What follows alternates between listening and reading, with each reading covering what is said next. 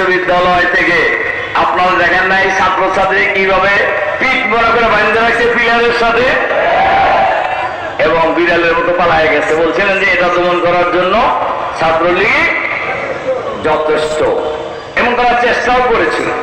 লম্বা কাহিনী বলার সময় এখন নাই। এই আন্দোলন যুব নির্যাতনের মধ্য দিয়ে চলছিল। জুলাই মাসের 17 তারিখে রংপুরের রোকেয়া বিশ্ববিদ্যালয়ের ইংরেজি বিভাগের ছাত্র আবু সাঈদ হত্যাকাণ্ডের পর পুলিশের গুলিতে নিহত হওয়ার পর এই আন্দোলন চূড়ান্ত রূপ ধারণ করে।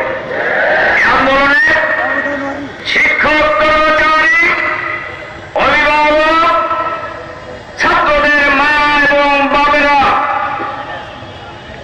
রিক্সাওয়ালা, ঠেলাওয়ালা, কৃষক, শ্রমিক, মেহনতি মানুষ, রাজনৈতিক নেতা এবং কর্মী এই আন্দোলনে অংশগ্রহণ করে এবং আন্দোলনের গতি বাড়তে থাকে।